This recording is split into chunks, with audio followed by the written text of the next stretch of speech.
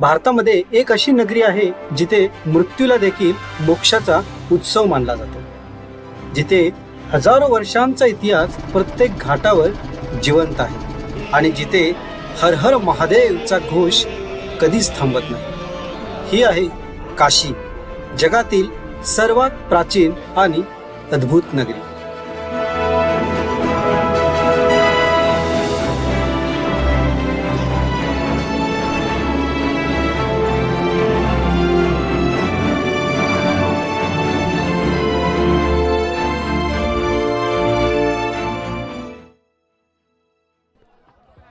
प्रयागराजच्या पवित्र भूमीचा अनुभव मनात साठवून आता आमचा प्रवास निघाला होता पुढच्या अध्यायाकडे, म्हणजेच वाराणसीकडे, ज्याला काशी किंवा बनारस म्हणूनही ओळखलं जातं. पण त्याआधी सांगायलाच हवा एक छोटासा किस्सा आमच्या ऑटोवाल्याचा. नागवासुकी मंदिरापासून आम्ही एक ऑटो घेतला होता आणि इथून साधारणतः 20 रुपये प्रति व्यक्ती ट्रिपप्रमाणे असा रेट असतो आणि आमचंही तसंच ठरलं होतं. जेव्हा आम्ही अलोपी मंदिराजवळ उतरलो तेव्हा त्याला पैसे देऊ लागलो, पण तो हसत म्हणाला, राहू द्या, परत आल्यानंतर द्या, मी तुम्हाला दिवसभर फिरवतो. आम्ही त्याला स्पष्ट सांगितलं होतं की आम्हाला ट्रिप प्रमाणेच पैसे द्यायचे आहे, दिवसभर ऑटो नको, पण तरीही तो तिथेच थांबून राहिला. त्यानंतर आम्ही भारद्वाज आश्रम घाट आणि शेवटी चुंगी चौराह्यामध्ये उतरलो. तेव्हा त्याने अचानक आम्हाला 1200 रुपये मागितले, पण आम्ही थोडेच एवढे देणार होतो. ट्रिप प्रमाणे आमचे 420 रुपये होत होते. थोडंफार बोलणं झालं आणि शेवटी त्याला 500 रुपये देऊन आम्ही तिथून पुढे निघालो. म्हणूनच एक गोष्ट लक्षात ठेवण्यासारखी, कधी कधी इथे काही लोक गोड बोलून जास्त पैसे काढण्याचा प्रयत्न करतात, त्यामुळे आधीच स्पष्ट व्यवहार करणे खूप महत्त्वाचे. दुपारी साधारणतः 3 वाजता आम्ही हॉटेल सोडलं. हॉटेलवाल्याला आधीच सांगितलं असल्यामुळे चेकआउट अगदी सुरळीत झालं. प्रयागपासून काशीचं अंतर साधारणतः 125 किलोमीटर आणि आम्ही आधीच वाराणसीमध्ये हॉटेल बुक केलं होतं, त्यामुळे प्रवासात उशीर जरी झाला तरी काळजी नव्हती. सुमारे 3 ते 4 तासाचा प्रवास होता आणि तो प्रवास करत रात्री 8च्या सुमारास आम्ही काशीला पोहोचलो. शहरात प्रवेश करताच जाणवलं होतं, ही फक्त एक नगरी नाही, ही आहे हजारो वर्षांचा इतिहास जपणारी, गंगेच्या काठावर वसलेली अनादी काशी. अरुंद गल्ल्या, मंदिराच्या घंटांचा नाद आणि वातावरणात घुमणारा हर हर महादेव.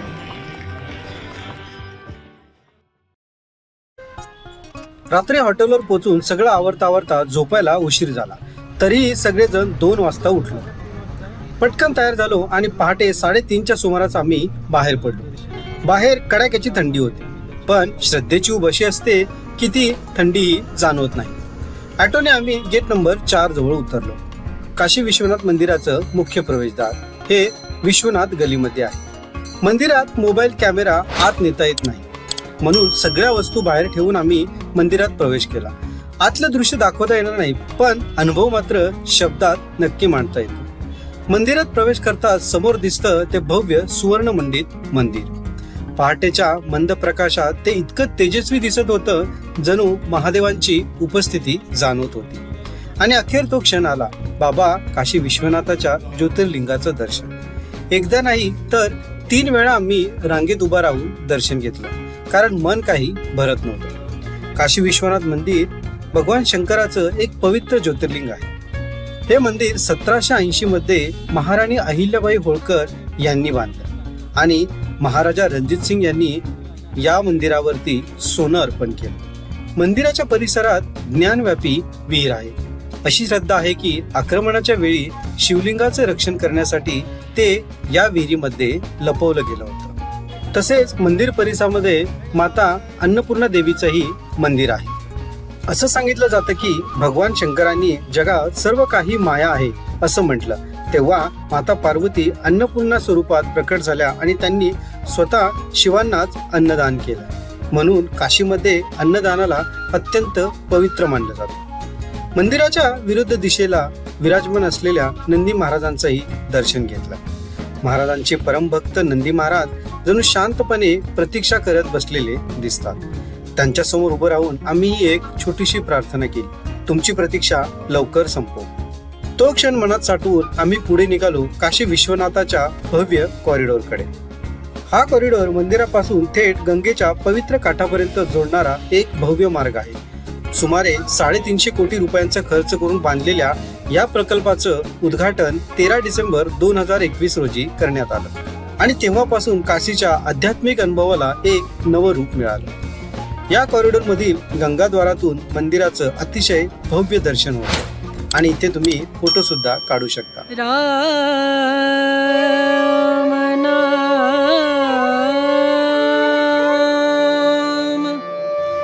भजले राम नाम सुखधाम भजले राम नाम सुखधाम भजले राम नाम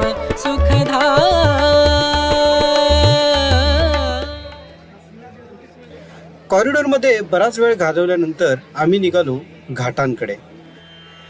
रेणू रना रना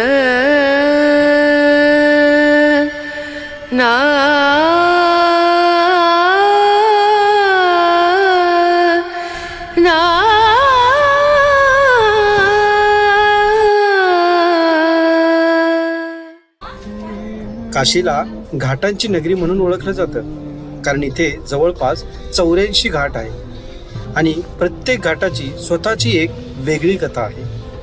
मणिकर्णिका घाट, दशाश्वमेध घाट, 80 घाट, हरिश्चंद्र घाट, केदार घाट, नमो घाट. प्रत्येक घाटाशी इतिहास, परंपरा आणि अध्यात्माची एक अनोखी कहाणी जोडलेली आहे. हे घाट तुम्ही पायी फिरू शकता किंवा गंगेच्या पाण्यातून बोटीतून प्रवास करतही पाहू शकता. बोटीच्या प्रवासाचा खर्च साधारणतः 150 ते 200 रुपये प्रति व्यक्ती असतो, पण त्या प्रवासात काशीचं सौंदर्य एक वेगळ्याच नजरेतून अनुभवायला मिळतं. काशी एक अशी नगरी आहे जिथे जीवन आणि मृत्यू यांच्यातील रेषा खूपच सूक्ष्म वाटते. इथले घाट फक्त नदी किनारे नाहीत, तर ते जीवनाच्या शेवटच्या प्रवासाचे शांत साक्षीदार आहेत. कॉरिडॉरच्या अगदी बाजूलाच आहे मणिकर्णिका घाट, ज्याला मोक्षाचं द्वार म्हटलं जातं. हा घाट म्हणजे काशीचा आत्माच. इथे एक गोष्ट विशेष आहे, इथली चिता कधीच विझत नाही. 24 तास अखंड अंत्यसंस्कार सुरूच असतात. अशी श्रद्धा आहे की इथे अंत्यसंस्कार झाल्यास आत्म्याला थेट मोक्ष मिळतो. मणिकर्णिका या नावामागेही एक कथा आहे. असं मानलं जातं की भगवान शिव आणि माता पार्वती येथे आले असताना माता पार्वतीचं कर्णफूल इथे पडलं आणि म्हणून या घाटाला नाव मिळालं मणिकर्णिका. इथलं वातावरण पूर्णपणे वेगळंच. ना गोंधळ ना आवाज, फक्त शांतपणे जळणाऱ्या चिता आणि धुरातून जाणवणारी जीवनाच्या नश्वरतेची जाणीव. इथे उभे राहिल्यावर जाणवतं जीवन आणि मृत्यू हे वेगळे नाही, ते एकाच प्रवासाचे 2 टप्पे आहेत. मणिकर्णिका घाटासोबतच हरिश्चंद्र घाटावरही चिताग्नी अखंड पेटलेली असते. हा घाट म्हणजे सत्य आणि धर्माची जिवंत कहाणी. राजा हरिश्चंद्र ज्यांनी सत्यासाठी आपलं सर्वस्व त्याग केलं आणि याच घाटावर स्मशानामध्ये काम केलं. आजही इथे अंत्यसंस्कार होतात आणि प्रत्येक चितेसोबत एकच सत्य पुन्हा जिवंत होतं, जीवनाचं अंतिम सत्य, मृत्यू. इथे उभं राहिल्यावर एक विचार न कळत मनात येतो. आपण आयुष्यात कितीही धावलो, कितीही कमावलो, शेवटी सगळं इथेच येऊन थांबतं. काशीचे घाट आपल्याला फक्त दृश्य देत नाही, ते आपल्याला जीवनाचा खरा अर्थ समजावून सांगतात. पहाटे इथे आलात तर शांततेचा एक वेगळाच अनुभव मिळतो आणि रात्री फक्त गंगेचं वाहणारं पाणी आणि एक गूढ शांतता.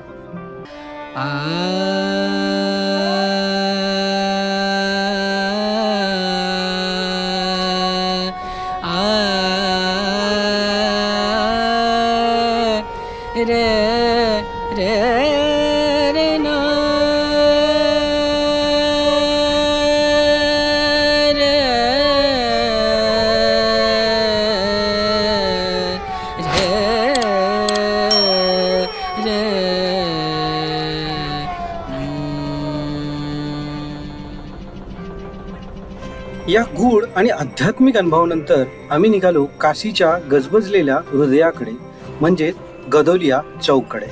खरं सांगायचं तर घाटावरून पायच निघत नाही, पण वेळेचं बंधन असल्यामुळे पुढे निघणं भाग होतं. काशीमध्ये आलात आणि गदोलिया चौक पाहिला नाही तर प्रवास अपूर्णच राहतो. इथे सगळं काही जिवंत वाटतं. अरुंद गल्ल्या, सतत वाजणारे हॉर्न, दुकानांची रांग आणि भक्तांची अखंड वर्दळ. या गोंधळातील एक वेगळाच ताल आहे. या चौकाचं एक खास वैशिष्ट्य आहे. इथे असलेले नंदी महाराज आणि त्यांच्या चारी बाजूंनी जाणारे रस्ते जणू जीवनाचे 4 मार्ग दाखवतात. एक भक्ती आणि अध्यात्माकडे म्हणजे काशी विश्वनाथ मंदिराकडे, दुसरा मोक्षाकडे म्हणजे मणिकर्णिका घाटाकडे, तिसरा अर्थ म्हणजे व्यापार आणि जगण्याच्या गरजांकडे, आणि चौथा काम म्हणजे जीवनाच्या इच्छा आणि प्रवास. म्हणूनच काशी ही फक्त एक नगरी नाही, ती आहे जीवनाचं संपूर्ण तत्वज्ञान शिकवणारी एक जिवंत शाळा. इतकं फिरताना वेळ कसा गेला कळलंच नाही. आणि आता वेळ झाली होती ती पेटपूजेची. काशी जशी अध्यात्म आणि मोक्षाची नगरी आहे, तशीच ती खवय्यांसाठी स्वर्गही आहे. गरमागरम कचोरी सब्जी, ताज्या तुपातली जिलेबी, चविष्ट चाट आणि रसाळ गुलाबजामुन, प्रत्येक घासात चवीचा आणि परंपरेचा अप्रतिम संगम जाणवतो. आणि त्यासोबत थंडगार लस्सी मिळाली तर बस दिवसच बनतो. छोट्या दुकानांमध्येही अशी चव मिळते की मोठ्या हॉटेल्स नाही लाजळे. पेटपूजा करून आम्ही निघालो त्या क्षणाकडे ज्याची आम्ही आतुरतेने वाट पाहत होतो, ती म्हणजे गंगा आरती. संध्याकाळ हळूहळू गडद होत होती. आकाशात केशरी आणि गुलाबी रंग पसरत होते आणि गंगेच्या काठावर दिव्यांची उजळण सुरू झाली. कारण दशाश्वमेध घाटावर गंगा आरतीची लगबग सुरू झाली होती. दररोज हजारो भाविक येथे जमा होतात हा दिव्य सोहळा अनुभवण्यासाठी. गंगा आरती उन्हाळ्यात साधारणतः 7 वाजता तर हिवाळ्यात 6 ते 6:30च्या दरम्यान सुरू होते.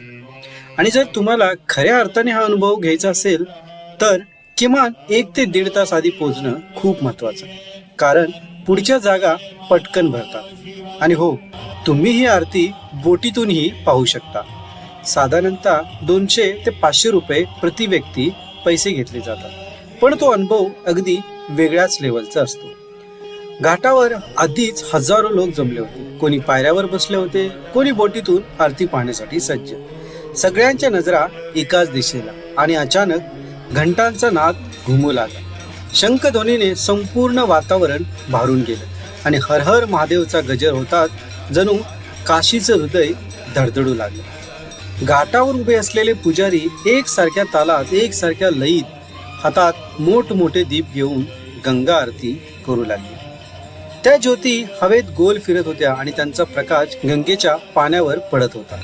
जणू हजारो ताऱ्यांनी गंगा उजळून निघाली होती. धुपाचा सुगंध, मंत्रोच्चाराचा गजर आणि ती लयबद्ध हालचाल, हा अनुभव फक्त डोळ्यांनी पाहण्याचा नाही तर तो मनाने अनुभवण्याचा सुद्धा आहे.